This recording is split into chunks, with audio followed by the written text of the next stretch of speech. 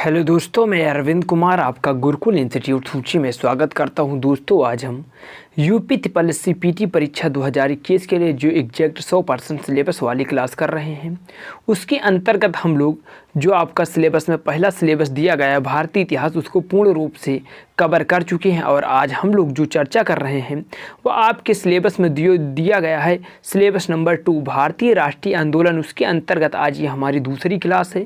Friends, इससे की पहले क्लास आप लोग प्लेलिस्ट में जाकर देख सकते हैं और हम इस वीडियो के नीचे भी प्लेलिस्ट का लिंक प्रोवाइड करा देंगे, जहां से आप लोग जाकर अवश्य देखें और अपना पूरा syllabus UP triple S C के पेपर तक कवर करें।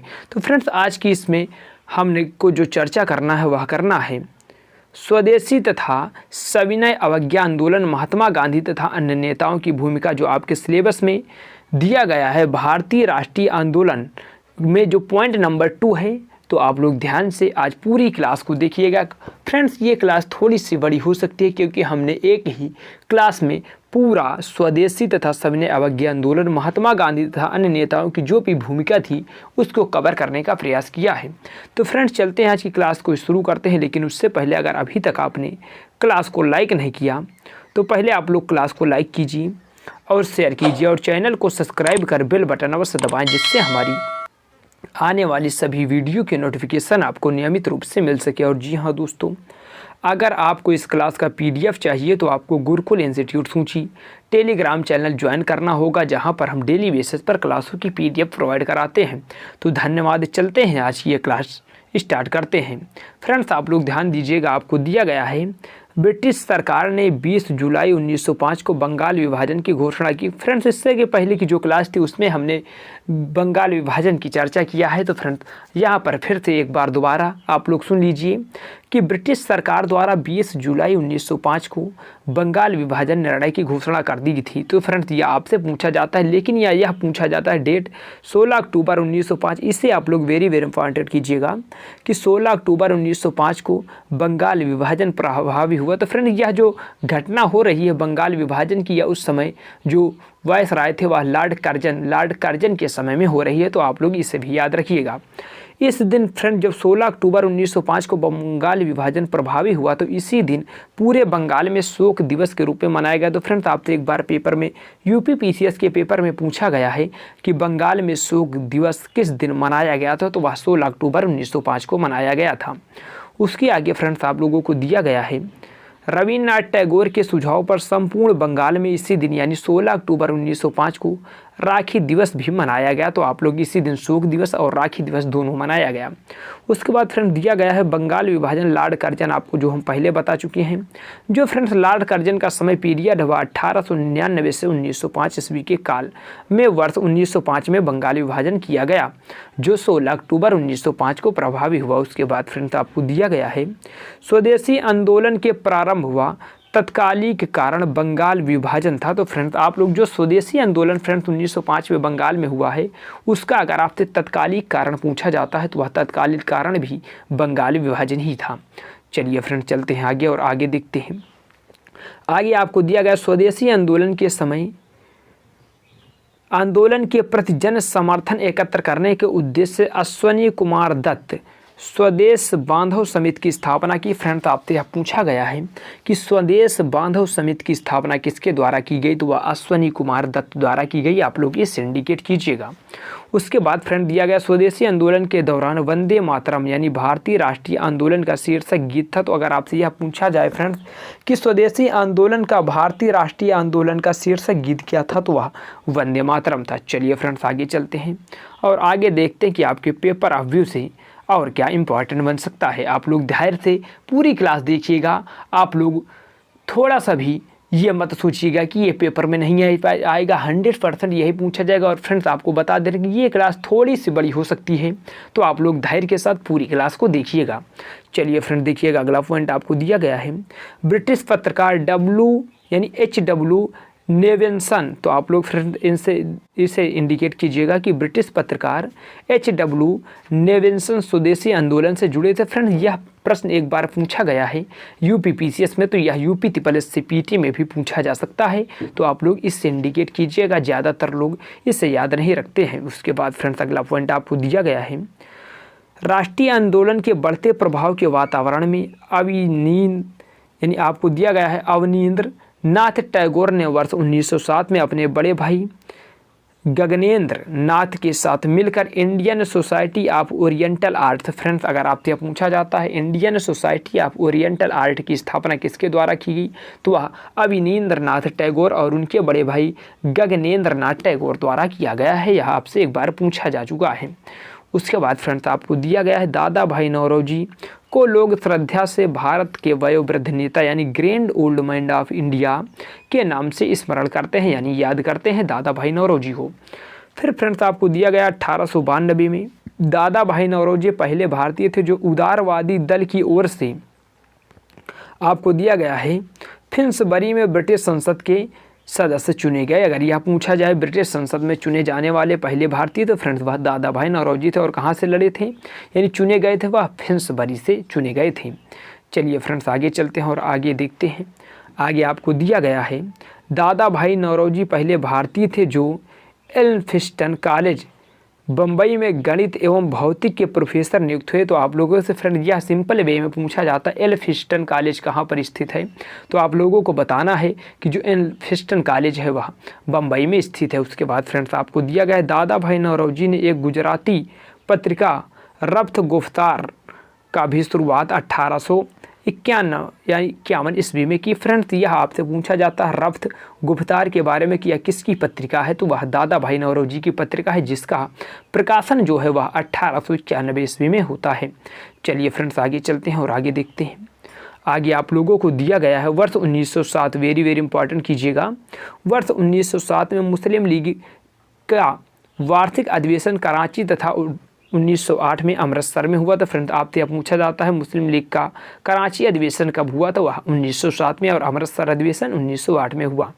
उसके बाद फ्रेंड्स आपको दिया गया है वर्ष 1908 में लंदन में मुस्लिम लीग की एक शाखा सैयद आमिर अली ने स्थापित की। फ्रेंड्स यह आपसे पूछा गया है पेपरों में कि लंदन में मुस्लिम लीग की एक शाखा किसके द्वारा स्थापित की गई थी, तो वह सैयद आमिर अली के द्वारा स्थापित की गई थी। आप लोग इससे याद रखिएगा।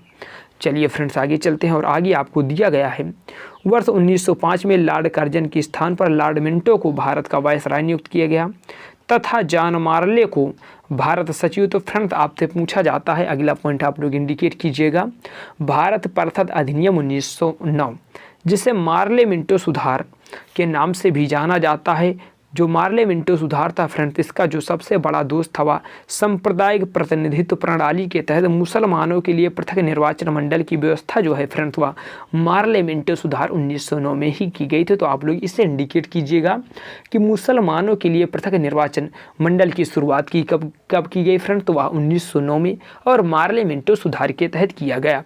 फिर फ्रेंड्स आगे आपको दिया कि गांधी जी ने कहा इस मार्ले मिंटो सुधार के विषय में गांधी जी ने कहा था, फ्रेंड्स इंडिकेट कीजिएगा, मार्ले मिंटो सुधार 1909 इंडियन काउंसिल एक्ट ने हमारा सर्वनाश कर दिया। फ्रेंड्स इंडिकेट कीजिएगा कि मार्ले मिंटो सुधार ने हमारा सर्वनाश कर दिया। यह जो कथन है फ्रेंड्स वह महात्मा गांधी जी का है, यह आपसे पूछा जाता है।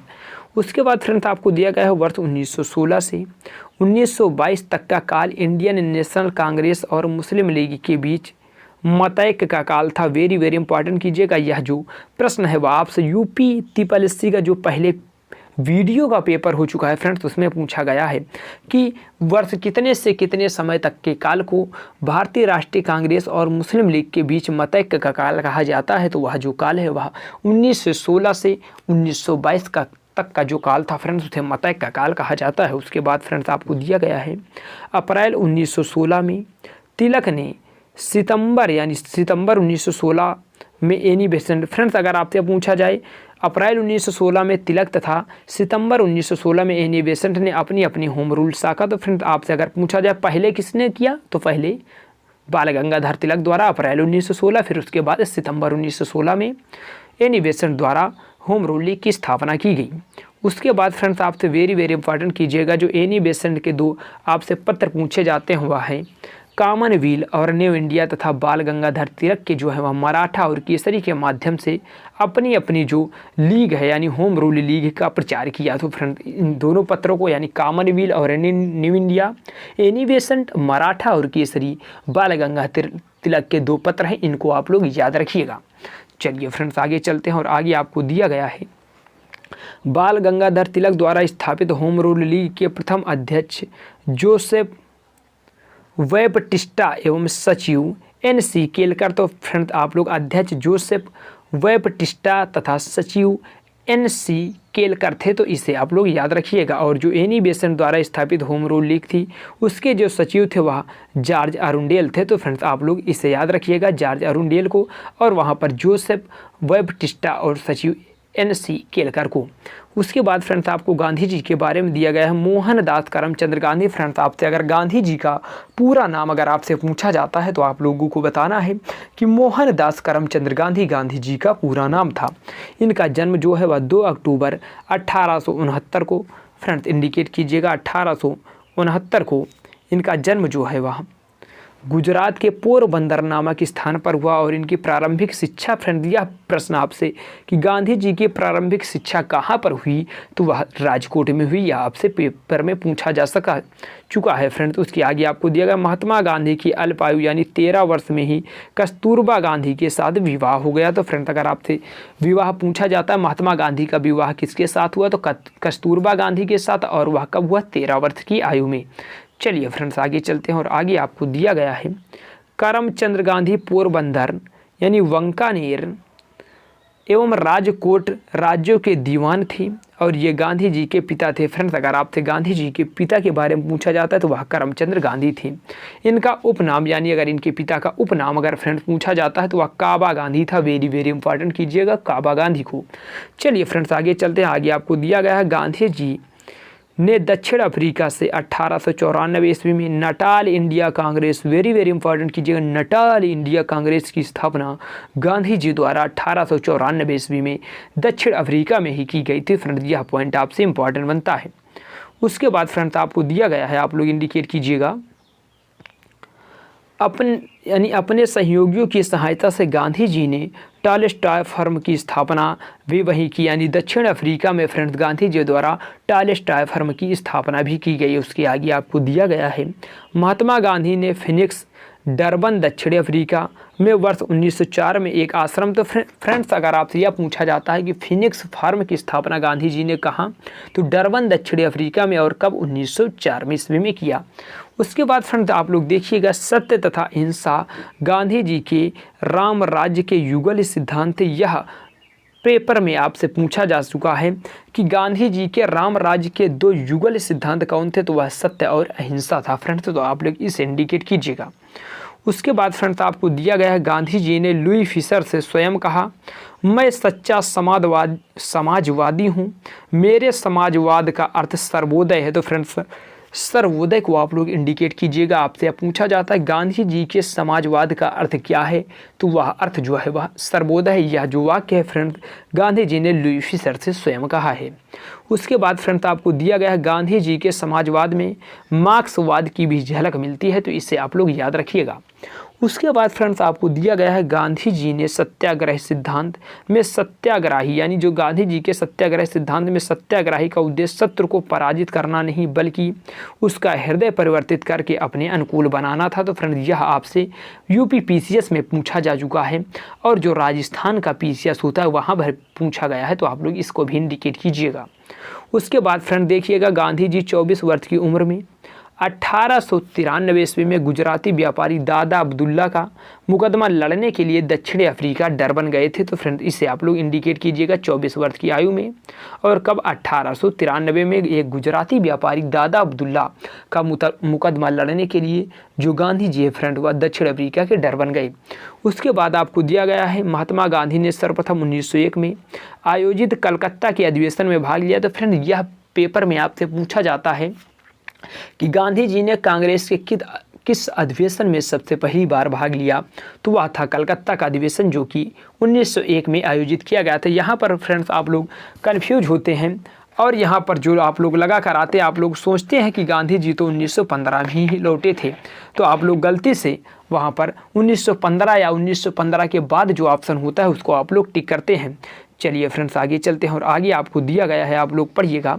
महात्मा गांधी ने वर्ष 1915 में अहमदाबाद में, आप लोग इंडिकेट कीजिएगा, 1915 में अहमदाबाद के कोचरब क्षेत्र में सत्याग्रह आश्रम की स्थापना की। तो फ्रेंड्स अगर आपसे पूछा जाए कि गांधी जी द्वारा सत्याग्रह आश्रम इसकी स्थापना कहाँ की गई, तो वह 1915 में अहमदाबाद के कोचरब क्षेत्र में किया गया। उसके बाद फ्रेंड्स आप लोग इंडिकेट कीजिएगा, आगे देखिएगा। गांधी जी ने विदेशी वस्त्रों को नष्ट करने को राष्ट्र के आत्मसम्मान से जोड़ते हुए कहा कि विदेशी वस्त्रों की बर्बादी ही उनके साथ सर्वोत्तम व्यापार है, यानी व्यवहार है। तो आप लोग फ्रेंड्स इंडिकेट कीजिएगा।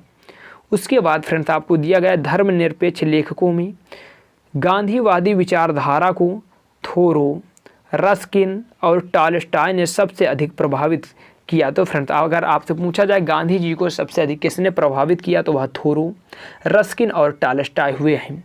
उसके बाद फ्रेंड्स आपको दिया गया गांधी जी ने थोरो से सविनय अवज्ञा और करबंदी की प्रेरणा ली। से very very very important friends कीजिएगा कि गांधी जी ने थोरो से सविनय अवज्ञा और करबंदी की प्रेरणा पाई थी। तो फ्रेंड्स यह पॉइंट आपसे पूछा जाता है। चलिए फ्रेंड्स आगे चलिए। आगे आप लोगों को दिया गया है गांधी जी ने जाति विहीन अछूतों की दशा में सुधार करने के लिए कठोर संघर्ष किया।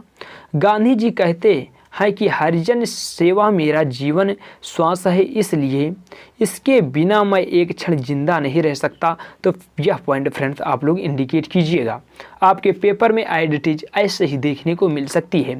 उसके बाद फ्रेंड्स आपको दिया गया है वर्ष 1917 में, वर्ष 1917 और 18 के आरंभ में गांधी जी ने 3 संघर्षों यानी चंपारण आंदोलन 1917 बिहार, अहमदाबाद और खेड़ा जो कि 1918 में हुए हैं, गुजरात से संबंधित हैं।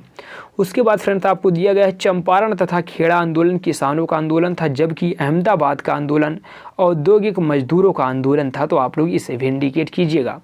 उसके बाद फ्रेंड्स आपको दिया NG रंगा ने महात्मा गांधी के चंपारण सत्याग्रह का विरोध किया। आप लोगों से NG रंगा का यह पॉइंट आपके पेपर में बार बार पूछा जाता है, जबकि रविन्द्रनाथ टैगोर ने चंपारण सत्याग्रह के दौरान ही महात्मा की उपाधि, यानी अगर यह पूछा जाए कि गांधी को महात्मा की उपाधि किसके द्वारा दी गई फ्रेंड, तो वह रविन्द्रनाथ टैगोर द्वारा। और किस आंदोलन में चंपारण सत्याग्रह हो रहा था 1917 में, उसी में रविन्द्रनाथ टैगोर के द्वारा दिया गया। उसके बाद फ्रेंड देखिएगा अगला पॉइंट आपको दिया गया है महात्मा गांधी को सर्वप्रथम राष्ट्रपिता, वेरी वेरी इंपॉर्टेंट कीजिएगा, राष्ट्रपिता जो है वह सुभाष चंद्र बोस ने कहा। उसके बाद फ्रेंड्स आपको दिया गया नोवाखली काल में प्यारे लाल महात्मा गांधी के सचिव थे। उनकी बहन डॉक्टर सुनीला नैयर गांधी जी की व्यक्तिगत चिकित्सक थी। तो फ्रेंड्स आप लोगों से यह पूछा गया है कि नोवाखली में महात्मा गांधी के सचिव तो प्यारे लाल, और उनकी बहन जो प्यारे लाल की बहन थी, नहीं गांधी जी की बहन थी फ्रेंड्स, डॉक्टर सुनीला नैयर गांधी जी, यानी जो प्यारे लाल की बहन थी डॉक्टर सुनीला यानी सुशीला नैयर, सॉरी ना कि सुनीला, सुशीला नैयर गांधी जी की व्यक्तिगत चिकित्सक थी। यह पॉइंट आपसे पूछा गया है। उसके बाद फ्रेंड्स आपको दिया गया चार्ल्स एंड्रयूज, यानी जिन्हें दीन बंधु यानी चार्ल्स एंड्रयूज को दीन बंधु के नाम से भी जाना जाता है, सेंट स्टीफन कॉलेज दिल्ली की प्राध्यापक थे। तो फ्रेंड्स आप लोग इसको भी याद रखिएगा। चलिए फ्रेंड्स आगे देखिएगा। आगे आप लोगों को दिया गया एंड्रयूज वर्ष 1925 से 1927 में ऑल इंडिया ट्रेड यूनियन के अध्यक्ष भी रहे। तो फ्रेंड्स आपसे यह पूछा जाता है ऑल इंडिया ट्रेड यूनियन के अध्यक्ष क्या CF एंड्रयूज रहे हैं, इन्हें दीन बंधु के नाम से जाना जाता है। तो आप लोगों को बताना है हाँ। फिर अगला पॉइंट आपको दिया गया है गांधी जी ने वर्ष 1903 में जोहानिसबर्ग में अपनी लॉ फार्म स्थापित की, जहां 1910 तक रहे। तो आपसे अगर पूछा जाए फ्रेंड्स कि गांधी जी ने लॉ फार्म कहाँ स्थापित की, तो वह जोहानिसबर्ग में 1903 ईस्वी में की थी। चलिए फ्रेंड्स अगला देखिए। अगला आपको दिया गया है बिहार के चंपारण सत्याग्रह भारत में गांधी जी का प्रथम सत्याग्रह था। फ्रेंड्स अगर यह पूछा जाता है कि भारत में गांधी जी का प्रथम सत्याग्रह कौन था, तो वह चंपारण सत्याग्रह हुआ है। चलिए फ्रेंड्स आगे चलते हैं और आगे आपको लोगों को दिया गया है फरवरी 1918 में इंद्र नारायण द्विवेदी, गौरी शंकर मिश्र और मदन मोहन मालवीय के प्रयासों से यूपी किसान सभा की स्थापना, वेरी वेरी इंपॉर्टेंट कीजिएगा, उत्तर प्रदेश किसान सभा की जो स्थापना है वह 1918 में इंद्र नारायण द्विवेदी, गौरी शंकर मिश्र और मदन मोहन मालवीय के प्रवेश यानी प्रयासों से हुई है फ्रेंड्स, तो इसे आप लोग इंडिकेट कीजिएगा। उसके आगे आपको दिया गया वर्ष 1920 में बाबा रामचंद्र के प्रयासों से प्रतापगढ़ में अवध किसान सभा का गठन हुआ, तो वेरी वेरी इंपॉर्टेंट कीजिएगा। अगर आपसे अवध किसान सभा का गठन पूछा जाता है तो वह 1920 में बाबा रामचंद्र के प्रयासों से प्रतापगढ़ में हुई है फ्रेंड्स। चलिए आगे आपको दिया गया है सहजानंद सरस्वती बिहार प्रांतीय किसान सभा के संस्थापक थे, तो फ्रेंड्स आप लोगों से पूछा जाएगा बिहार प्रांतीय किसान सभा के संस्थापक कौन थे, तो वह सहजानंद सरस्वती थे, तो आप लोग इसको भी याद रखिएगा। उसके बाद फ्रेंड्स आपको दिया गया 1936 में लखनऊ में अखिल भारतीय किसान कांग्रेस की स्थापना हुई, जिसका नाम बदलकर बाद में अखिल भारतीय किसान सभा कर दिया गया। इसका अध्यक्ष स्वामी सहजानंद तथा महासचिव NG रंगा को बनाया गया, तो आप लोग जो इससे भी याद रखिएगा कि अखिल भारतीय किसान सभा की स्थापना जो है वह 1936 में लखनऊ में होती है। चलिए फ्रेंड्स आगे चलते हैं और आगे देखते हैं कि आपके पेपर ऑफ व्यू से और इम्पॉर्टेंट क्या हो सकता है। आगे फ्रेंड्स आपको दिया गया सितंबर 1946 में बंगाल की प्रांतीय किसान सभा द्वारा तिभागा आंदोलन, वेरी वेरी इंपॉर्टेंट कीजिएगा फ्रेंड्स, तिभागा आंदोलन को, यह आंदोलन आपके पेपर में बार बार पूछा जाता है, तो जो तिभागा आंदोलन है फ्रेंड्स वह 1946 ईस्वी में प्रारंभ हुआ। चलिए फ्रेंड्स आगे देखिए, आगे आपको दिया गया VP वाडिया के नेतृत्व में वर्ष 1918 में स्थापित मद्रास मजदूर संघ का प्रथम आधुनिक मजदूर संघ का गठन था। तो फ्रेंड्स अगर आपसे यह पूछा जाए कि प्रथम आधुनिक मजदूर संघ का संगठन किसने किया, तो वह VP वाडिया द्वारा 1918 में किया गया। उसके बाद फ्रेंड्स आपको दिया गया है अहमदाबाद टेक्सटाइल लेबर एसोसिएशन की स्थापना 1918 में महात्मा गांधी द्वारा की गई, तो आप लोग इसको भी याद कीजिएगा, अहमदाबाद टेक्सटाइल लेबर एसोसिएशन, जो आपके पेपर ऑफ व्यू से इंपॉर्टेंट बनता है। चलिए फ्रेंड्स आगे देखिए, आगे आपको दिया गया भारत में ट्रेड यूनियन कांग्रेस या अखिल भारतीय ट्रेड यूनियन कांग्रेस की स्थापना NM जोशी द्वारा 31 अक्टूबर 1920 को बम्बई में की गई। तो फ्रेंड आप लोग इसे याद रखिएगा, ट्रेड यूनियन कांग्रेस की स्थापना जो है MN जोशी द्वारा 31 अक्टूबर 1920 को की गई। तो आप लोग फ्रेंड्स भूल जाते हैं, इसको याद रखिएगा। उसके आगे फ्रेंड्स आपको दिया गया है अखिल भारतीय ट्रेड यूनियन कांग्रेस के प्रथम अध्यक्ष लाला लाजपत राय थे। Friend Akhil Bharatiya trade union को आप लोग को याद रखना है, और जो प्रथम अध्यक्ष थे वह लाला लाजपत राय थे, लेकिन जो प्रथम उपाध्यक्ष वह जोसेफ वेबटिस्टा एवं महामंत्री दीवान चमनलाल बजाज हुए थे। तो फ्रेंड इसे आप लोग इंडिकेट कीजिएगा। उसके बाद फ्रेंड्स आपको दिया गया अखिल भारतीय ट्रेड यूनियन कांग्रेस का प्रथम विभाजन जो है वर्ष 1929 में नागपुर अधिवेशन में हुआ, और इस समय जवाहरलाल नेहरू इसकी अध्यक्षता कर रहे थे। जो कांग्रेस का अधिवेशन 1929 का नागपुर का हुआ था। चलिए फ्रेंड्स आगे देखिएगा, आप लोग मेरे साथ बने रहें और क्लास का आनंद लेते रहें, और अपना जो यूपी TSSC का PT का पूरा सिलेबस एग्जैक्ट 100% इसी यूट्यूब चैनल से आपको कवर करवाया जाएगा। आप लोग 100% पहले ही प्रयास में UP TSSC PT friends qualify करेंगे। चलिए देखिएगा अगला पॉइंट आपको दिया गया है कम्युनिस्ट इंटरनेशनल की स्थापना मार्च 1919 में व्लादिमीर इलियच लेनिन और रूसी पार्टी बोल्शेविक द्वारा की गई। तो फ्रेंड्स अगर आपसे पूछा जाता है कम्युनिस्ट इंटरनेशनल की स्थापना सिंपल वे में पूछा जाएगा, तो आप लोगों को बताना है कि 1919। उसके बाद अगला पॉइंट देखिएगा फ्रेंड, अगला पॉइंट आपको दिया गया है ट्रेड यूनियन आंदोलन के क्रांतिकारी चरण का समय 1926 से 1939 तक माना जाता है। तो आप लोग याद रखिएगा, जो ट्रेड यूनियन आंदोलन का क्रांतिकारी चरण है वह 1926 से 1939 तक माना जाता है। उसके बाद फ्रेंड्स आपको दिया गया है वर्ष 1940 में रेडिकल डेमोक्रेटिक दल की स्थापना MN राय। तो आप लोगों से यह पूछा जाता है रेडिकल डेमोक्रेटिक दल की स्थापना किसके द्वारा, तो वह 1940 में MN राय द्वारा ही किया गया था।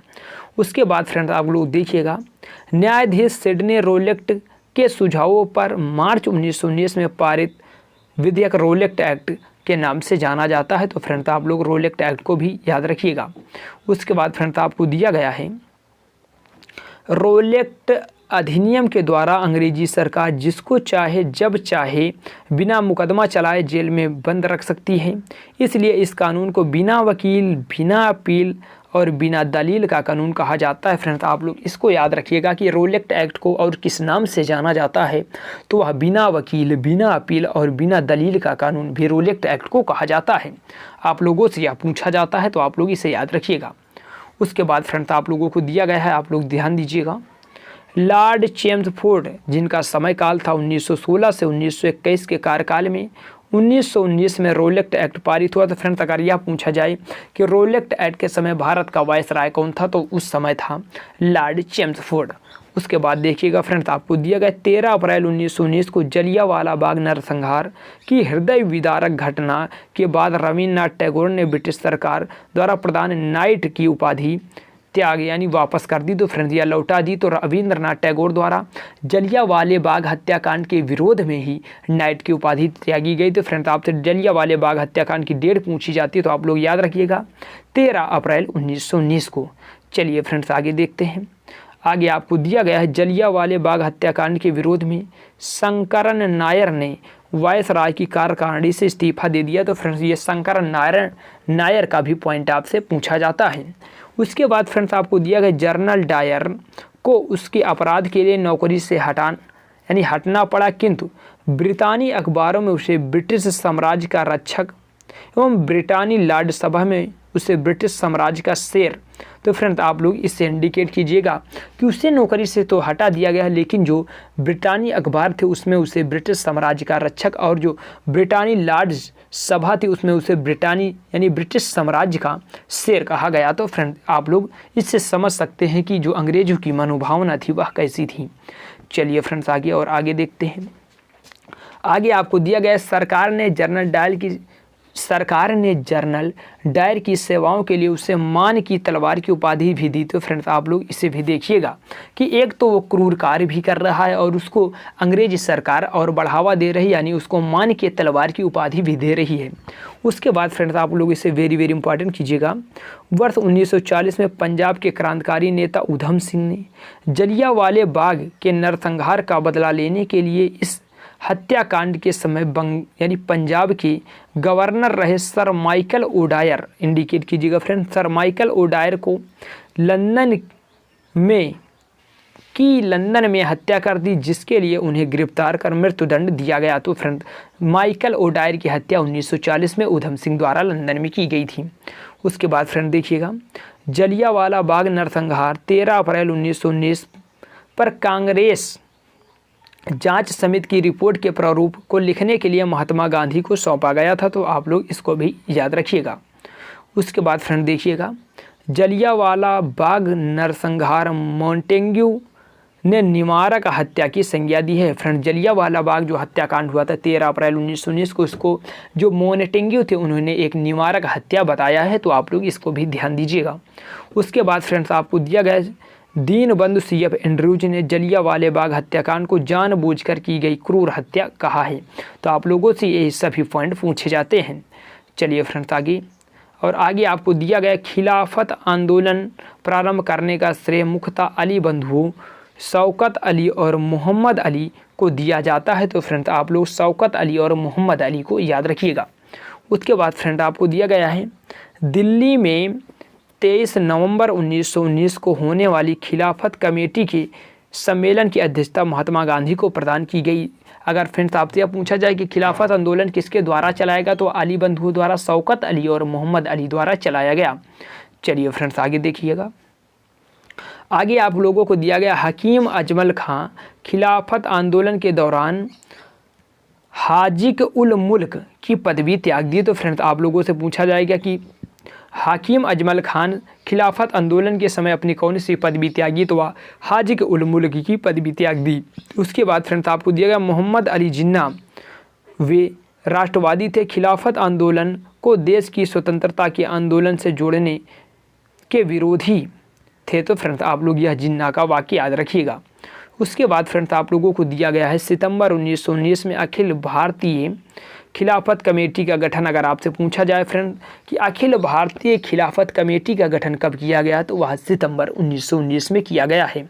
उसके बाद फ्रेंड्स आप लोगों को दिया गया है सितंबर 1920 यानी 1 साल बाद, सितंबर 1920 में कलकत्ता में संपन्न भारतीय राष्ट्रीय कांग्रेस के विशेष अधिवेशन में महात्मा गांधी ने असहयोग के प्रस्ताव को पारित किया, जिसका CR दास ने विरोध किया। तो फ्रेंड्स आप लोगों से यह CR दास का विरोध पूछा जाता है, तो आप लोग इसे याद कीजिएगा। फ्रेंड्स जो CR दास, इनका पूरा नाम है चित्तरंजन दास, तो आप लोग चित्तरंजन दास इन्हें याद कीजिएगा। उसके बाद फ्रेंड्स आपको दिया गया है नागपुर अधिवेशन, जो कि होता है दिसंबर 1920 में असहयोग प्रस्ताव CR दास द्वारा ही प्रस्तावित किया गया। फ्रेंड्स आप लोग देखिएगा, जो 1920 का विशेष अधिवेशन कलकत्ता में होता, वहाँ पर चित्तरंजन दास द्वारा ही यानी CR दास द्वारा ही उनका विरोध किया गया। लेकिन 1 साल बाद दिसंबर 1920 में जब कांग्रेस का अधिवेशन नागपुर में होता है, तो वहाँ पर CR दास द्वारा ही उसे प्रस्तावित किया गया। उसके बाद फ्रेंड्स आपको दिया गया है गांधी जी द्वारा असहयोग आंदोलन 1 अगस्त 1920 को प्रारंभ कर दिया गया। तो आप लोग से यह पूछा जाता है असहयोग आंदोलन कब प्रारंभ किया गया, तो वह 1 अगस्त 1920 को प्रारंभ किया गया। तो आप लोग इसको भी याद कीजिएगा।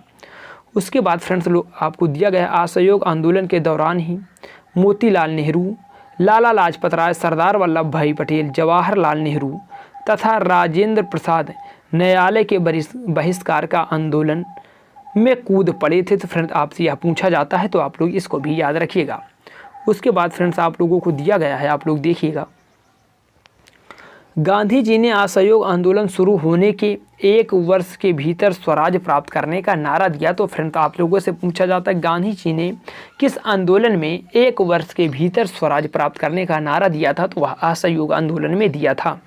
उसके बाद फ्रेंड्स आप लोग इंडिकेट कीजिएगा, यानी असहयोग आंदोलन जिस समय गांधी जी भारत आए या कब आए, 1915 में। उस समय भारत प्रथम विश्व युद्ध में चला, यानी प्रथम विश्व युद्ध, उस समय प्रथम विश्व युद्ध चल रहा था, जिन्होंने सरकार के युद्ध प्रयासों में मदद की, जिसके लिए सरकार ने उन्हें कैसर-ए-हिंद के सम्मान से सम्मानित किया है, जिसे उन्होंने असहयोग आंदोलन में वापस कर दिया। फ्रेंड्स आप लोग इसे गलती से जलियांवाला बाग हत्याकांड के समय गांधी जी ने कैसर-ए-हिंद की उपाधि नहीं त्यागी थी, वह असहयोग आंदोलन के समय वापस की थी।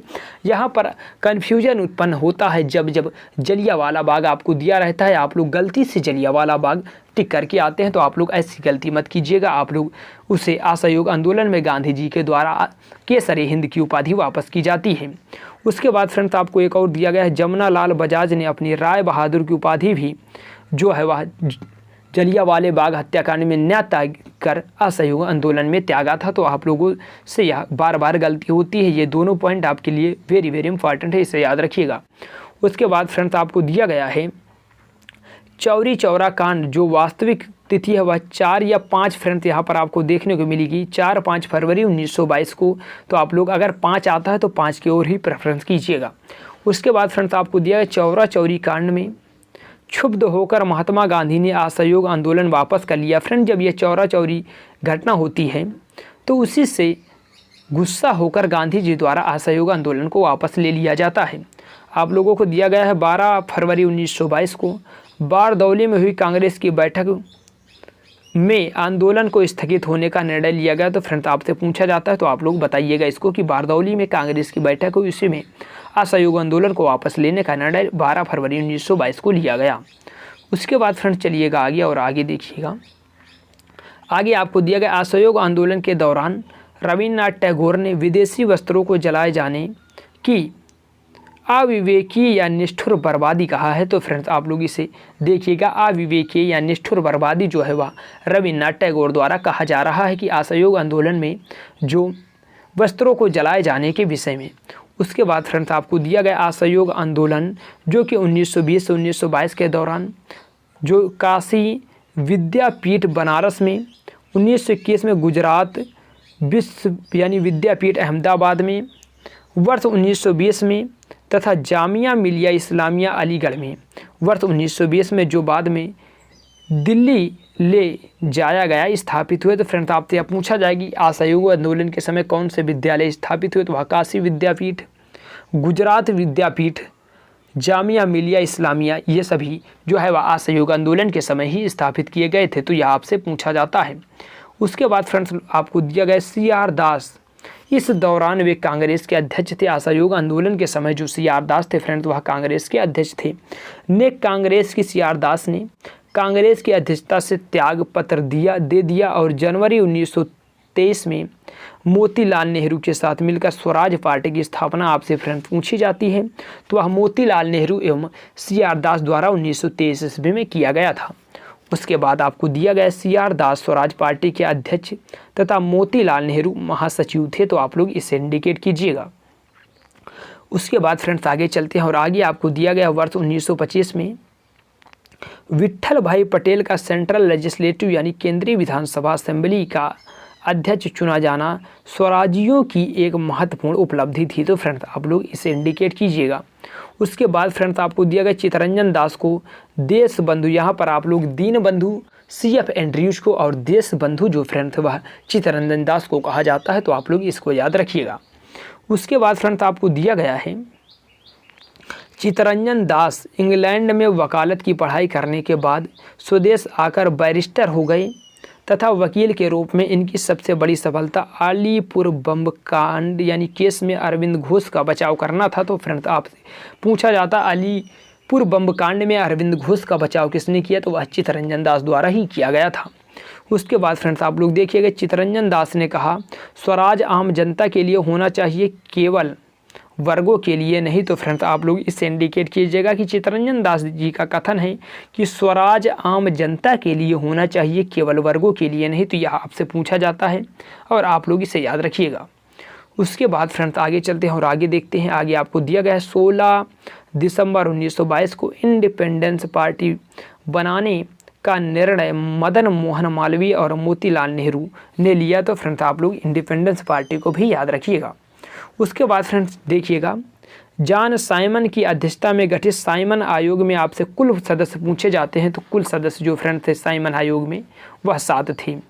चलिए आगे, और आगे आप लोगों को दिया गया है चूँकि जो 7 सदस्य साइमन आयोग में थे इसमें सभी सदस्य अंग्रेज थे तथा कोई भी भारतीय सदस्य नहीं था, इसलिए भारतीयों ने इसे श्वेत कमीशन कहकर इसका बहिष्कार या विरोध किया। तो फ्रेंड्स आप लोगों से यह पूछा जाता है।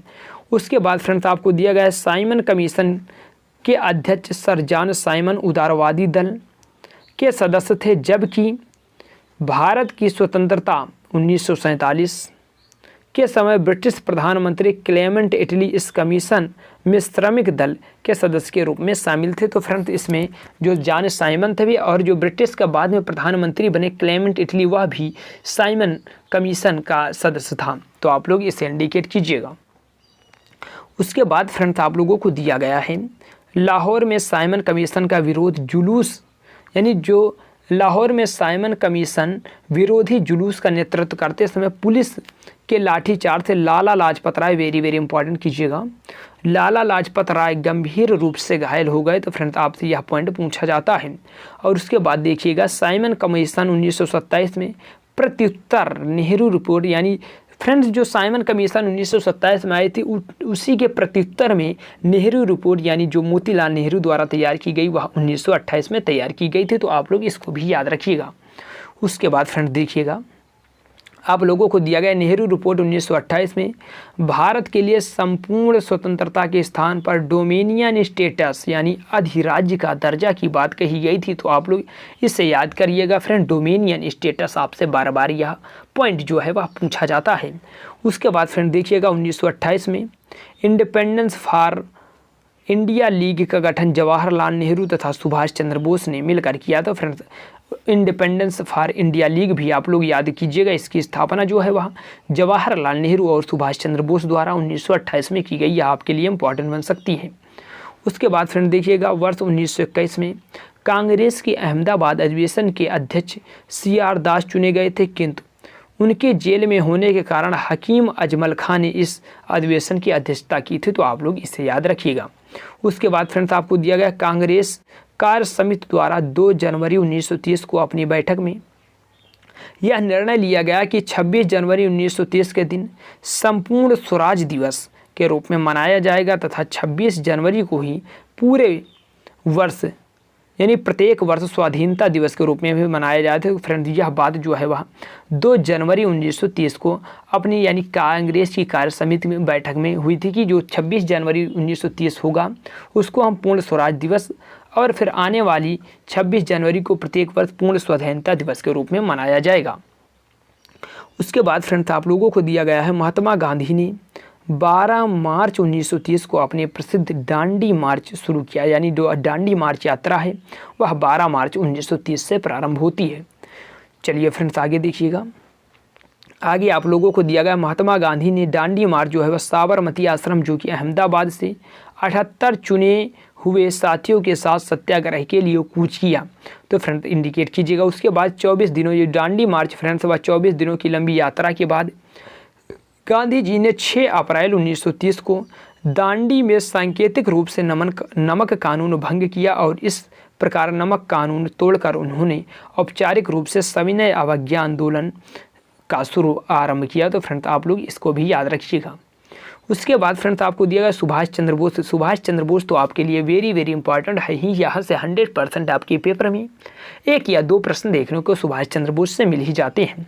तो फ्रेंड्स आप लोग देखिएगा सुभाष चंद्र बोस ने गांधी के दांडी मार्च की तुलना नेपोलियन के एल्बा से पेरिस मार्च से की है। तो फ्रेंड्स आप लोग नेपोलियन के एल्बा से पेरिस मार्च की तुलना जो है वह गांधी जी के दांडी मार्च से सुभाष चंद्र बोस द्वारा की गई है। तो आप लोग इसे इंडिकेट कीजिएगा।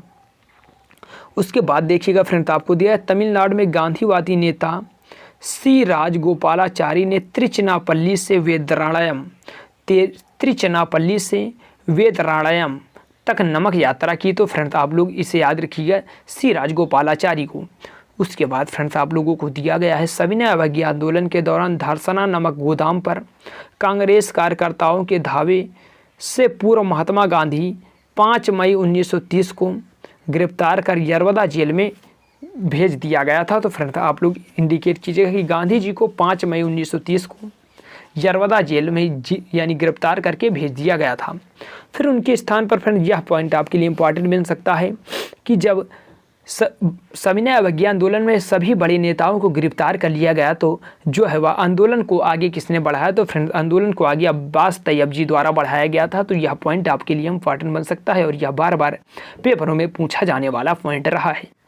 चलिए फ्रेंड्स आगे देखिएगा। अब्बास तैयब जी की भी गिरफ्तारी के बाद अगर अब्बास तैयब जी आगे बढ़ाया और उनको भी आगे चलकर फ्रेंड्स गिरफ्तार कर लिया गया तो उनकी गिरफ्तारी के बाद श्रीमती सरोजिनी नायडू ने 21 मई 1930 को धरसना नमक गोदाम पर धावे का नेतृत्व किया। तो उनके बाद जो है वह श्रीमती सरोजिनी नायडू द्वारा जो आंदोलन को आगे बढ़ाया गया था। उनके आगे देखिएगा पॉइंट आपको दिया गया है। इस लोमहर्षक घटना का विवरण अमेरिकी पत्रकार web Miller, very very important friends कीजिएगा वेब मिलर को, यह आपसे बार बार पेपरों में पूछा जाता है।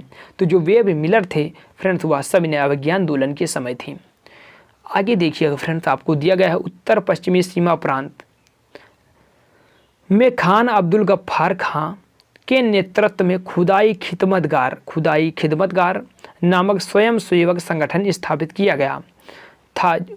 यानी इसे लाल कुर्ती जो फ्रेंड्स खान अब्दुल गफ्फार खान द्वारा उत्तर पश्चिमी सीमा प्रांत में खुदाई खिदमतगार नामक आंदोलन यानी स्वयं सेवक संगठन चलाया गया। इसे लाल कुर्ती आंदोलन के नाम से जाना जाता था क्योंकि ये सारे लोग लाल रंग का कुर्ता पहना करते थे। चलिए फ्रेंड देखिएगा आगे आपको दिया गया सविनय अवज्ञा आंदोलन के दौरान पेशावर में गढ़वाल रेजिमेंट के सिपाही ने चंद्र सिंह गढ़वाली के नेतृत्व में निहत्थी भीड़ पर गोली चलाने से इनकार कर दिया। तो यह पॉइंट भी आपसे पूछा जाता है। उसके बाद फ्रेंड इससे आप लोग वेरी वेरी इंपॉर्टेंट कीजिएगा। सविनय अवज्ञा आंदोलन के दौरान मणिपुर की जनजातियों ने भी सक्रिय भागीदारी दिखाई और यहाँ पर आंदोलन का नेतृत्व होपो जादोनांग और उसके पश्चात नागा जनजाति की महिला गैडनिलू ने किया। तो फ्रेंड्स आप लोग पहले जादोनांग और फिर गैडनिलू द्वारा नेतृत्व किया गया। फ्रेंड देखिएगा जो गैडनिलू इसे जिया तरंग आंदोलन जो पहले यदोनांग और जो आगे चलकर गैडनिलू ने आंदोलन का नेतृत्व किया इसे जिया तरंग आंदोलन कहा जाता है। उसके बाद फ्रेंड देखिएगा अक्टूबर 1934 में गांधी जी ने अपना पूरा समय हरजिनोत्थान में लगाने के लिए सक्रिय राजनीति तो स्वयं को हटाने का निर्णय गांधी जी ने कब लिया फ्रेंड? तो वह अक्टूबर 1934 में लिया। फिर आपको अगला पॉइंट दिया गया है, सितंबर 1932 में गांधी जी ने हरिजन कल्याण हेतु अखिल भारतीय छुआछूत विरोधी लीग की स्थापना। तो अखिल भारतीय छुआछूत विरोधी लीग को फ्रेंड्स आप लोग इंडिकेट कीजिएगा। इसकी स्थापना 1932 में गांधी जी के द्वारा की गई तथा हरिजन नामक पत्रिका यानी साप्ताहिक पत्रिका का प्रकाशन भी किया गया, हरिजन नामक। तो आप लोग फ्रेंड्स इसे इंडिकेट कीजिएगा। उसके बाद फ्रेंड्स आपको दिया गया है गांधी इरविन समझौता के परिप्रेक्ष्य में सरोजिनी नायडू ने गांधी और इरविन को दो महात्मा की संज्ञा दी है। तो आपसे पूछा जाता है कि गांधी और इरविन को दो महात्मा की संज्ञा किसके द्वारा दी गई? तो फ्रेंड्स वह जो है सरोजिनी नायडू के द्वारा दी गई है। उसके बाद आपको दिया गया है गांधी इरविन समझौता जो कि 5 मार्च 1931 को संपन्न हुआ माना जाता है। तो यह भी आपके लिए इम्पॉर्टेंट बन सकता है। आपसे सिंपल वे में पूछेगा कि गांधी इरविन समझौता कब हुआ, तो आप लोगों को बताना है कि गांधी इरविन समझौता 5 मार्च 1931 को संपन्न हुआ। चलिए फ्रेंड देखिएगा आगे। और आगे आपको दिया गया इरविन के जीवनीकार एलन कैंपबेल जॉनसन ने गांधी इरविन समझौते में महात्मा गांधी के लाभों को सांत्वना पुरस्कार कहा है। तो फ्रेंड्स यह थोड़ा सा आपको डीप में अगर पूछा जाएगा तो ऐसे प्रश्न आपको देखने को मिल सकते हैं। तो आप लोग फ्रेंड्स इससे इंडिकेट कीजिएगा। उसके बाद फ्रेंड्स आपको दिया गया है 10 जून तथा 24 जून 1930 को साइमन कमीशन की रिपोर्ट प्रकाशित हुई। तो आप लोग इससे इंडिकेट कीजिएगा। फिर उसके बाद फ्रेंड्स आपको दिया गया है राजनीतिक संगठनों ने साइमन कमीशन की सिफारिश को अस्वीकार कर दिया। जो साइमन कमीशन की रिपोर्ट थी उसको फ्रेंड जितने भी भारत में सक्रिय राजनीतिक संगठन थे उसने उसको अस्वीकार कर दिया। उसके बाद फ्रेंड देखिएगा नवंबर 1930 में लंदन में प्रथम गोलमेज सम्मेलन बुलाया गया। तो वह कब बुलाया गया? नवंबर 1930 में। और इस सम्मेलन में 89 भारतीय प्रतिनिधियों ने भाग लिया, किंतु कांग्रेस ने इसमें भाग नहीं लिया। तो फ्रेंड्स आप लोगों से पूछा जाता है तो पहले जो कांग्रेस का अधिवेशन हुआ प्रथम, उसमें 89 लोगों ने भाग लिया। फिर चलिए फ्रेंड्स आगे। और आगे आपको दिया गया है प्रथम गोलमेज सम्मेलन में एंग्लो इंडियन का प्रतिनिधित्व केटी पॉल ने किया था। तो फ्रेंड्स आपसे पूछा जाता है कि प्रथम गोलमेज सम्मेलन में जो एंग्लो इंडियन का प्रतिनिधित्व किसके द्वारा किया गया? तो वह केटी पॉल द्वारा किया गया। तो आप लोग इसे इंडिकेट कीजिएगा। गोलमेज सम्मेलन का उद्घाटन, जो प्रथम गोलमेज सम्मेलन हुआ फ्रेंड्स, उसका जो उद्घाटन और ब्रिटिश सम्राट जॉर्ज पंचम ने किया तथा इसकी अध्यक्षता ब्रिटिश प्रधानमंत्री रामजे मैकडोनाल्ड ने की थी। तो आप लोग इसे इंडिकेट कीजिएगा। फिर फ्रेंड चलते हैं आगे और आगे देखते हैं अब द्वितीय गोलमेज सम्मेलन को। जो द्वितीय गोलमेज सम्मेलन है यह 7 सितंबर 1931 से 1 दिसंबर 1931 तक चले। द्वितीय गोलमेज सम्मेलन में महात्मा गांधी ने कांग्रेस के एकमात्र प्रतिनिधि के रूप में हिस्सा लिया। इसके अलावा सरोजिनी नायडू तथा मदन मोहन मालवीय ने भी इस सम्मेलन में हिस्सा लिया। तो फ्रेंड्स आप लोग इसको भी याद कीजिएगा। उसके बाद आपसे पूछा जाता है कि महात्मा गांधी जो द्वितीय गोलमेज सम्मेलन में गए थे फ्रेंड्स, वह इस राजपूताना नामक जलपोत से लंदन पहुंचे और वे लंदन में किंग्सले हाल में ठहरे। तो फ्रेंड्स आप लोग एस राजपूताना और किंग्सले हाल को भी याद रखिएगा। फिर उसके बाद देखिएगा फ्रेंड्स भीमराव अंबेडकर यानी BR अम्बेडकर तीनों गोलमेज सम्मेलन में भाग लेने वाले भारतीय थे। तो यह पॉइंट जो है वह आपके लिए इम्पॉर्टेंट बन सकता है और बार बार यह पेपरों में पूछा जाता है। चलिए फ्रेंड्स आगे और आगे देखते हैं। आगे आप लोगों को दिया गया है लंदन में तीसरे गोलमेज सम्मेलन जो कि 17 नवंबर 1932 से 24 दिसंबर 1932 तक चले। कांग्रेस ने इस सम्मेलन का बहिष्कार किया। तो आप लोगों से पूछा जाता है तो आप लोग इसे याद रखिएगा। उसके बाद फ्रेंड्स आपको दिया गया गांधी इरविन समझौता, जिसे हम दिल्ली समझौते के नाम से भी जानते हैं, को मंजूरी देने के लिए सरदार वल्लभ भाई पटेल की अध्यक्षता में 26 से 31 मार्च 1931 को कांग्रेस का कराची अधिवेशन हुआ। तो फ्रेंड्स आप लोग इसे इंडिकेट कीजिएगा। उसके आगे फ्रेंड्स आपको दिया गया है जो कांग्रेस का कराची अधिवेशन हुआ। कराची अधिवेशन में पहली बार कांग्रेस ने मौलिक अधिकारों और राष्ट्रीय आर्थिक कार्यक्रमों के संबंध में प्रस्ताव पारित किया। तो आप लोगों से यह पूछा जाता है जो कराची अधिवेशन है फ्रेंड वह 1931 में होता है। आपको दिया गया है कराची अधिवेशन की अध्यक्षता वल्लभ भाई पटेल। तो अगर आपसे पूछा जाए कि कराची अधिवेशन की अध्यक्षता किसके द्वारा की गई, तो वह फ्रेंड्स वल्लभ भाई पटेल के द्वारा ही की गई थी। उसके बाद आपको दिया गया कराची अधिवेशन में कुछ लोगों के विरोध करने पर गांधी जी ने कहा, गांधी मर सकता है लेकिन गांधीवाद नहीं। तो फ्रेंड्स इसे आप लोग इंडिकेट कीजिएगा कि गांधी मर सकता है लेकिन गांधीवाद नहीं। तो यह कराची अधिवेशन में गांधी जी के कहे गए वाक्य हैं।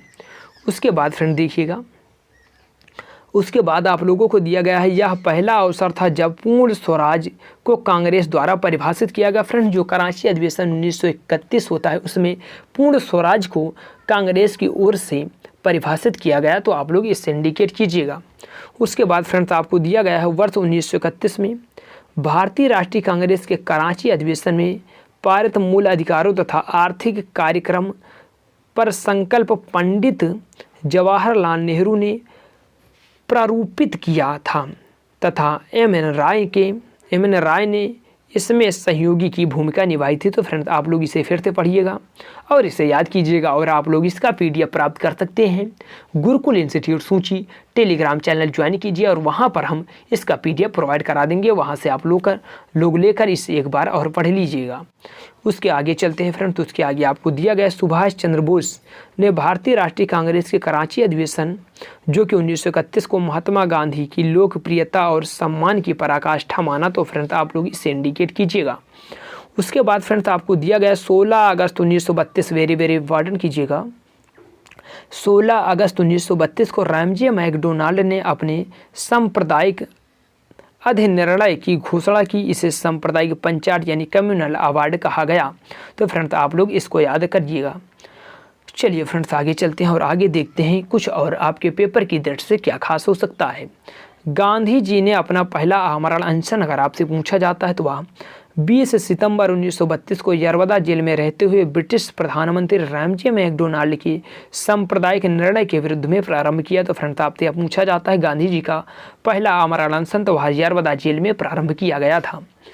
उसके बाद आगे देखिएगा फ्रेंड्स, आगे आपको दिया गया 24 सितंबर 1932 को पूना समझौता। इस डेट सहित फ्रेंड्स आपसे पूछा जाता है पूना समझौता या पूना पैक्ट।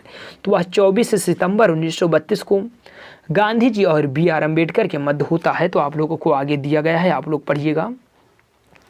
यह जो समझौता है वह दलित वर्ग की ओर से BR अम्बेडकर तथा हिंदू जाति की ओर से मदन मोहन मालवीय ने पूंजा समझौते पर हस्ताक्षर किया। फ्रेंड्स यह गांधी जी के साथ हुआ लेकिन गांधी जी ने इस पर हस्ताक्षर नहीं किया। इस पर जो हस्ताक्षर है वह BR अम्बेडकर और मदन मोहन मालवीय द्वारा ही किया गया था।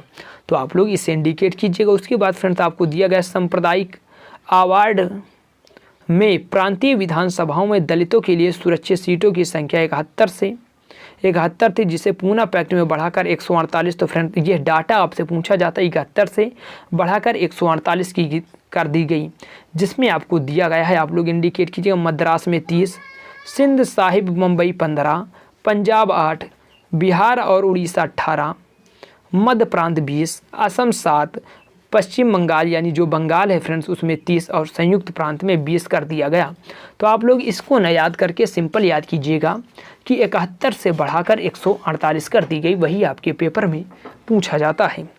उसके आगे चलिएगा फ्रेंड्स, आगे आपको दिया गया है दलित वर्गों का संघ की स्थापना बाबू जगजीवन राम द्वारा की गया, यानी राम ने की।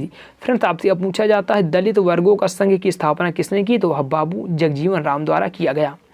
चलिए फ्रेंड्स आगे, और आगे आप लोगों को दिया गया All India Scheduled Caste Federation, indicate कीजिएगा। All India Scheduled Caste Federation की स्थापना डॉक्टर BR अम्बेडकर ने वर्ष 1942 में की तथा ऑल इंडिया डिस्प्रेस्ड क्लासेस एसोसिएशन की स्थापना 1926 में MC राजा की अध्यक्षता में हुई थी। तो आप लोग इन दोनों को याद रखिएगा। उसके आगे फ्रेंड्स आप लोगों को दिया गया है, देखिएगा 14 अगस्त 1931 को बम्बई में महात्मा गांधी से वार्ता के दौरान BR अम्बेडकर ने कहा था कि इतिहास बताता है कि महात्मा गांधी क्षणिक भूत की भांति धूल उठाते हैं लेकिन स्तर नहीं उठाते हैं। तो आप लोग यह पॉइंट जो है वह BR अम्बेडकर का नोट कीजिएगा। चलिए फ्रेंड्स आगे, और आगे देखिए, आगे आप लोगों को दिया गया है जयप्रकाश नारायण को लोक नायक के नाम से भी जाना जाता है, तो आप लोग लोक नायक याद कीजिएगा कि जयप्रकाश नारायण को और किस नाम से जाना जाता है, तो लोक नायक के नाम से जाना जाता है, जो कि आपके पेपर में बार बार पूछा जाता है। उसके बाद फ्रेंड देखिएगा, वर्ष 1935 में भारत सरकार अधिनियम के आधार पर फरवरी 1937 में प्रांतीय विधानमंडलों के चुनाव हुए, जिनमें कांग्रेस ने अपने प्रतिद्वंदी दलों का सफाया करते हुए 5 प्रांतों, जिनमें मद्रास, बिहार, मध्य प्रांत, संयुक्त प्रांत और उड़ीसा में पूर्ण बहुमत प्राप्त किया। तो आप लोग इसको याद कीजिएगा। और उसके आगे आपको दिया गया है, वर्ष 1935 के अधिनियम के उपरांत वर्ष 1937 में हुए चुनावों में गठित कांग्रेस मंत्रिमंडल का कार्यकाल फ्रेंड्स आपसे पूछा जाता है, तो वह 28 महीने का ही था। तो आप लोग इसको भी याद रखिएगा। उसके बाद आगे चलिएगा, आगे देखिएगा, कांग्रेस मंत्रिमंडलों के त्यागपत्र देने की खुशी में जिन्ना द्वारा भारत के सभी मुसलमानों को 22 दिसंबर के दिन, यानी दिन अगर फ्रेंड्स पूछा जाए 22 दिसंबर, तो वह था 22 दिसंबर 1939, वह दिन शुक्रवार था। यानी दिन भी आप लोगों याद कीजिएगा, दिन शुक्रवार था। यह दिन आपको एक बार IAS प्रीलिम्स के एग्जाम में पूछा जा चुका है। दिन शुक्रवार 22 दिसंबर 1939 को मुक्ति दिवस, वेरी वेरी इंपॉर्टेंट कीजिएगा, मुक्ति दिवस के रूप में मनाया। तो आप लोग इसे इंडिकेट कीजिएगा। उसके आगे चलते हैं फ्रेंड्स, आगे देखते हैं। आगे आपको दिया गया है, वर्ष 1938 में कांग्रेस के हरिपुरा फ्रेंड्स अगर आपसे पूछा जाए तो यह गुजरात में है, अधिवेशन में सुभाष चंद्र बोस ने कांग्रेस की पहली बार अध्यक्ष यानी निर्विरोध बने। तो आप लोग इंडिकेट कीजिएगा।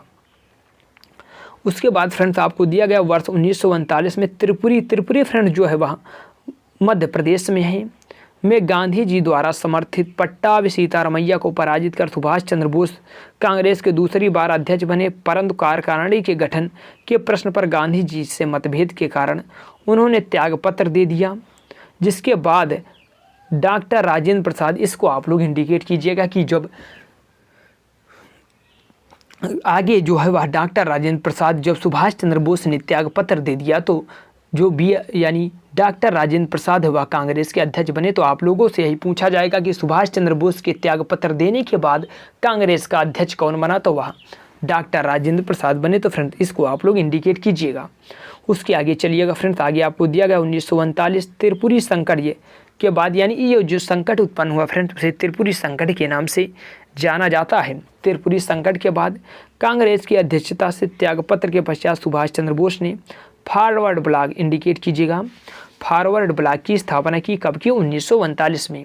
आगे फ्रेंड्स आपको दिया गया है बटलर समिति का गठन। बटलर समिति का गठन 1927 में किया गया था। इसे भारतीय रियासत समिति भी कहा जाता है। तो आप लोग बटलर समिति को फ्रेंड्स याद कीजिएगा, बटलर समिति को भारतीय रियासत समिति भी कहा जाता है।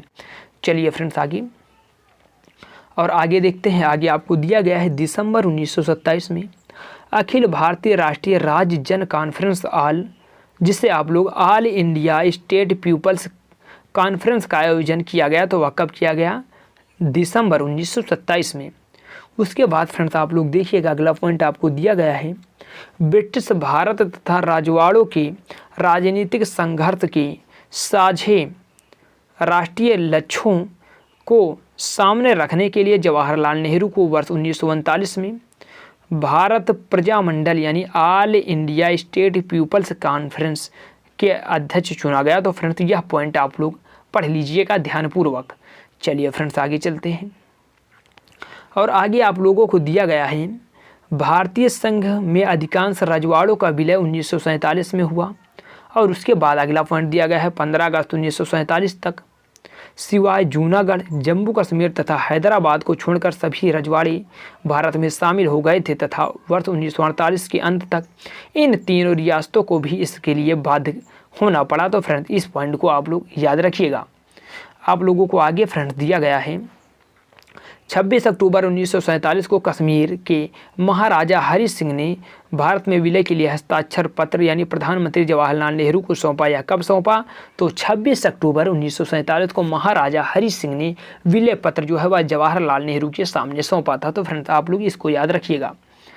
उसके बाद आप लोगों को दिया गया है, इंडिकेट कीजिएगा, जवाहरलाल नेहरू ने शेख अब्दुल्ला को प्रधानमंत्री नियुक्त करवाया तथा भारतीय सेना ने 27 अक्टूबर 1947 को पाकिस्तान के कबायली आतंकराओं यानी आतंकराओं को भगाना आरंभ किया। तो फ्रेंड्स आप लोग देखिएगा कि जब यहाँ पर दिया गया शेख अब्दुल्ला को प्रधानमंत्री यानी जो जम्मू कश्मीर का प्रधानमंत्री है फ्रेंड्स वह शेख अब्दुल्ला को बनाया गया। और उसके बाद जो पाकिस्तान के कबीलाई थे जो आक्रांताओं के रूप में आए थे उनको 27 अक्टूबर 1947 से भगाना शुरू किया गया। उसके बाद देखिएगा फ्रेंड, और यथावत समझौता 29 नवंबर 1947 को हैदराबाद रियासत तथा डोमिनियन ऑफ इंडिया के मध्य हस्ताक्षरित हुआ। तो फ्रेंड्स आप लोग इसको भी याद कीजिएगा कि 29 नवंबर 1947 को जो है वह हैदराबाद रियासत के साथ भी समझौता हो गया। तो फ्रेंड्स ये आपके पेपर रिव्यू से इम्पॉर्टेंट बनता है। चलिए फ्रेंड्स आगे और आगे देखिएगा। आगे आप लोगों को दिया गया है लॉर्ड लिनलिथगो ने 17 अक्टूबर 1939 को भारत को जर्मनी के विरुद्ध युद्धग्रस्त घोषित किया। तो फ्रेंड्स आप लोग लॉर्ड लिनलिथगो ने 17 अक्टूबर 1939 को भारत को जर्मनी के विरुद्ध युद्धग्रस्त घोषित कर दिया अपने आप ही, तो इसे आप लोग याद रखिएगा। उसके बाद फ्रेंड्स आपको दिया गया द्वितीय विश्व युद्ध जो कि 1 सितंबर 1939 को जर्मनी के पोलैंड पर आक्रमण के साथ प्रारंभ हुआ, जो कि 6 वर्षों बाद जापान के हिरोशिमा नागासाकी पर अमेरिका द्वारा परमाणु बम गिराए जाने के बाद 1945 में समाप्त हुआ। तो फ्रेंड आप लोग द्वितीय विश्व युद्ध को याद रखिएगा। उसके बाद फ्रेंड्स आपको दिया गया है विंस्टन चर्चिल द्वितीय विश्व युद्ध, जो कि द्वितीय विश्व युद्ध फ्रेंड चला हुआ 1939 से 45 के दौरान ब्रिटेन के प्रधानमंत्री थे। कौन थे? Winston Churchill. तो आप लोगों से पूछा जाता है। आगे देखिए, आगे आपको दिया गया है कैम्ब्रिज विश्वविद्यालय, इंडिकेट कीजिएगा। कैम्ब्रिज विश्वविद्यालय के एक छात्र चौधरी रहमत अली ने वर्ष 1933 में पाकिस्तान शब्द का सर्वप्रथम प्रयोग किया। Now or never are be to live for Paris फॉरवेस्टर। तो आप लोग इसको इंडिकेट कीजिए नाम से वितरित अपने पैम्पलेट में किया। तो फ्रेंड्स आप लोग इसको याद कीजिएगा कि now or never are be to live or Paris forever, यानी जो इनका एक पत्र था उसमें यानी पंपलेट था उसमें जो है चौधरी रहमत अली द्वारा पाकिस्तान शब्द का प्रयोग किया गया था। फ्रेंड्स आपको दिया गया है 20 से 24 मार्च 1940 तक मुस्लिम लीग का अधिवेशन लाहौर में हुआ और इसकी अध्यक्षता मोहम्मद अली जिन्ना द्वारा किया गया। तो आप लोग इसे इंडिकेट कीजिएगा। उसके आगे चलते हैं फ्रेंड्स और आगे देखते हैं। आगे आपको दिया गया है लाहौर अधिवेशन में भारत से अलग एक मुस्लिम राष्ट्र पाकिस्तान की मांग की गई। तो फ्रेंड्स वह कहाँ पर की गई? लाहौर अधिवेशन जो कि 1940 में हुआ, यहीं पर अलग एक मुस्लिम राष्ट्र की मांग प्रस्तुत की गई। उसके बाद फ्रेंड्स आपको दिया गया है सरोजिनी नायडू मोहम्मद अली जिन्ना को हिंदू मुस्लिम एकता का दूत कहा है। तो फ्रेंड्स यह सरोजिनी नायडू का वाक्य जो है वह बार बार आपसे पूछा जाता है। चलिए फ्रेंड्स आगे और आगे देखिएगा। आपको दिया गया है जवाहरलाल नेहरू ने अपनी पुस्तक डिस्कवरी ऑफ इंडिया के प्रश्न नंबर 352 पर इंडिकेट कीजिएगा। फ्रेंड्स जवाहरलाल नेहरू ने अपनी पुस्तक डिस्कवरी ऑफ इंडिया के प्रश्न नंबर 352 पर उल्लेख किया है कि मोहम्मद इकबाल ने उनसे मुलाकात के दौरान कहा था कि आप नेहरू एक राष्ट्रभक्त हैं जबकि जिन्ना एक राजनीतिज्ञ हैं। तो आप लोग यह पॉइंट याद रखिएगा। उसके बाद फ्रेंड्स आपको दिया गया है, इंडिकेट कीजिएगा, व्यक्तिगत सत्याग्रह की शुरुआत 17 अक्टूबर 1940 को की गई। विनोबा भावे प्रथम सत्याग्रही थे जबकि पंडित जवाहरलाल नेहरू जो है वह दूसरे सत्याग्रही थे। तो फ्रेंड्स आप लोग डेट याद कीजिएगा 17 अक्टूबर 1940 व्यक्तिगत सत्याग्रह की शुरुआत। उसके बाद फ्रेंड्स आपको दिया गया सर्वोदय शब्द का सर्वप्रथम प्रयोग महात्मा गांधी ने किया था। तो आप लोग इसे इंडिकेट कीजिएगा। आगे आपको दिया गया विनोबा भावे द्वारा महात्मा गांधी के आदर्शों के प्रचार प्रसार के लिए सर्वोदय समाज। फ्रेंड्स इंडिकेट कीजिएगा कि जो सर्वोदय शब्द है उसका सर्वप्रथम प्रयोग महात्मा गांधी द्वारा किया गया, लेकिन जो सर्वोदय समाज है उसका जो स्थापना है वह विनोबा भावे द्वारा किया गया था। तो आपसे यह इंपॉर्टेंट बन सकता है। उसके आगे चलिएगा फ्रेंड्स। आगे आपको दिया गया है महात्मा गांधी ने क्रिप्स मिशन प्रस्ताव को उत्तर तिथित चेक यानी पोस्ट डेटेड चेक की संज्ञा दी है। तो फ्रेंड्स आप लोग इंडिकेट कीजिएगा कि महात्मा गांधी ने क्रिप्स मिशन प्रस्ताव को उत्तर तिथित चेक यानी कहा है कि संज्ञा दी है। तो यह प्रश्न आपसे बार बार पॉइंट जो है गांधी जी का आपसे पूछा जाता है। तो चलिए फ्रेंड देखिए, आज का अंतिम पॉइंट है आपकी आज की क्लास का। आपको दिया गया क्रिप्स मिशन के साथ कांग्रेस की आधिकारिक वार्ताकार पंडित जवाहरलाल नेहरू और मौलाना अबुल कलाम आज़ाद। तो फ्रेंड पंडित जवाहरलाल नेहरू और मौलाना अबुल कलाम आज़ाद जो है यह क्रिप्स मिशन के साथ कांग्रेस के आधिकारिक वार्ताकार थे। तो फ्रेंड्स आज की क्लास यहीं तक। क्लास कैसी लगी आप लोग कमेंट बॉक्स में लिखकर बताना ना भूलें। तो फ्रेंड्स इसके आगे जो आपके सिलेबस में दिया गया है वह आप लोगों को दिया गया है। अगला पॉइंट जो है भारतीय राष्ट्रीय आंदोलन के अंतर्गत जो आपका सिलेबस नंबर 2 है उसमें अगला पॉइंट आपको दिया गया है क्रांतिकारी आंदोलन तथा उग्र राष्ट्रवाद का उदय। तो फ्रेंड अब हम जब लोग अगली क्लास में मिलेंगे तो उसमें हम लोग चर्चा करेंगे क्रांतिकारी आंदोलन तथा उग्र राष्ट्रवाद का उदय। तो फ्रेंड हम आपको बता दे रहे हैं कि इससे पहले हम जो आपका सिलेबस 1 है भारतीय इतिहास पूर्ण रूप से उससे कवर कर चुके हैं। और आप लोग अगर अभी तक क्लासों को नहीं देखा तो आप लोग प्लेलिस्ट में जाकर क्लासों को देख सकते हैं। और हम इस वीडियो के नीचे डिस्क्रिप्शन बॉक्स में भी प्लेलिस्ट का लिंक प्रोवाइड करा देंगे जहां से आप लोग जाकर देख सकते हैं। तो फ्रेंड्स आज की क्लास कैसी लगी कमेंट बॉक्स में लिखकर बताना ना भूलें। अगर क्लास अच्छी लगी हो, अगर अभी तक आपने क्लास को लाइक नहीं किया तो पहले आप लोग क्लास को लाइक कीजिए और शेयर कीजिए और चैनल को सब्सक्राइब कर बेल बटन अवश्य दबाएं जिससे हमारी आने वाली सभी वीडियो के नोटिफिकेशन आपको नियमित रूप से मिल सके। और जी हाँ दोस्तों, अगर आपको इस क्लास का PDF चाहिए तो आपको गुरुकुल इंस्टीट्यूट सूची टेलीग्राम चैनल ज्वाइन करना होगा जहां पर हम डेली बेसिस पर क्लासों की PDF प्रोवाइड कराते हैं। तो धन्यवाद, मिलते हैं नेक्स्ट क्लास में अगले टॉपिक के साथ। तब तक के लिए जय हिंद।